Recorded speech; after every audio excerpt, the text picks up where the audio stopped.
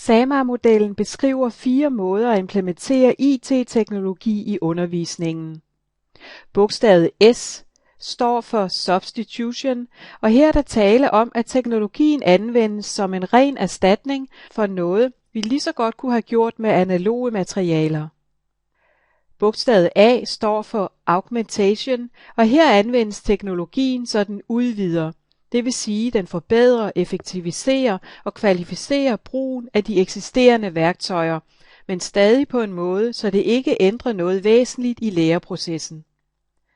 Bogstavet M står for Modification, hvor teknologien betyder en ændring i selve læreprocessen, fordi eleverne med de rette teknologier til rådighed kan løse nye typer opgaver. Opgaver, de ikke tidligere kunne løse blot med analoge materialer. Bogstavet R står for Redefinition, hvor der er tale om en omskabelse af didaktikken.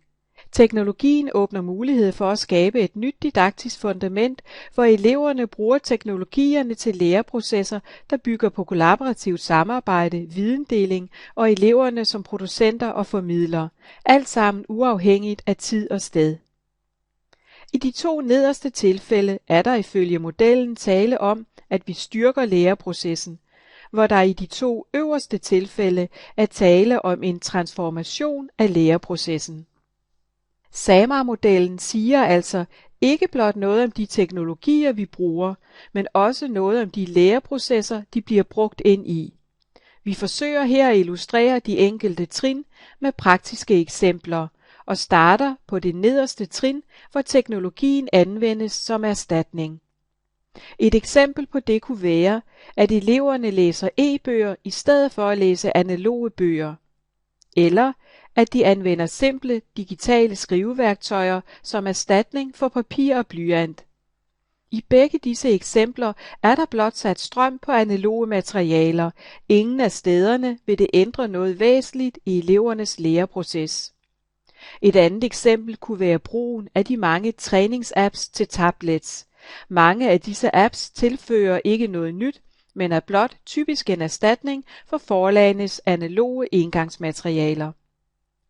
Bevæger vi os et trin op, hvor der er tale om en udvidelse, kunne et eksempel være, at eleverne ikke alene erstatter papir og blyant med digitale skriveredskaber, men også samtidig udnytter teknologiernes muligheder for stavehjælp, grammatikkontrol, copy-paste af for eksempel illustrationer og grafiske fremstillinger, brug af interaktivitet og multimodale tekster. Her vil der være tale om en udvidelse. Elevernes arbejde kunne godt være lavet analogt, men det at de udnytter teknologien giver dem flere muligheder, og det sparer tid, der kan bruges på andre opgaver. Brug af teknologi på denne måde forbedrer, styrker og kvalificerer læreprocessen. Men der er stadig ikke tale om funktioner, der ikke vil kunne løses uden teknologi. Det vil blot være mere besværligt og tage længere tid. På de 2 øverste trin, hvor der er tale om transformation af læreprocessen, anvendes teknologien ind i en didaktik, der ikke vil kunne lade sig gøre uden teknologierne. Det kan være teknologier, hvor eleverne kan samarbejde, videndele, producere og formidle uafhængigt af tid og sted over landegrænser. Det kunne for eksempel være, at eleverne henter data ved at producere spørgeskemaundersøgelser igennem Google-formularer og distribuere disse gennem Facebook til deres mange venner, der lynhurtigt giver autentiske data tilbage til bearbejdning. Det kunne også være en faglig ekspert uden for skolen, der inviteres ind i klassen på Skype eller et hangout til et undervisningsforløb, hvor eksperterne kan interagere med eleverne gennem digitale medier og måske derefter følge og deltage i elevernes arbejde ved at have adgang til deres dokumenter, som eksperterne vil kunne kommentere og kvalificere undervejs i processen. Mulighederne er mange, men fælles for alle disse aktiviteter er, at de er eksempler på aktiviteter, der ikke kunne lade sig gøre uden brug af teknologi. Læringsaktiviteten og dermed det didaktiske design ændres, når IT inddrages på dette niveau. Måske kan man tale om nyt didaktisk DNA eller fundament med fokus på læring gennem proces- og projektorienteret undervisning, hvor eleverne videnbearbejder og innoverer, arbejder kollaborativt i autentiske læringsmiljøer, hvor de producerer og formidler og udnytter deres netværk og uformelle kompetencer, hvor den formative evaluering får værdi og skaber retning. Alt sammen medvirkende til, at eleverne lærer at lære, og at de udvikler effektive læringsstrategier. Modellen siger intet om, hvad der er rigtigt eller forkert. Brug af IT på alle 4 trin har sin berettigelse.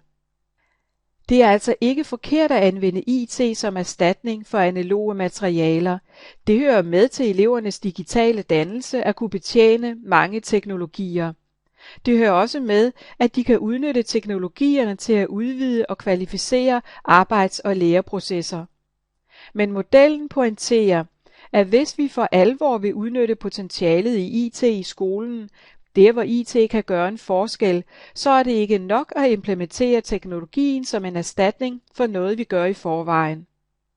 At transformere læreprocesser med IT kræver, at vi som undervisere gentænker vores didaktiske designs og giver plads til, at eleverne lærer at lære.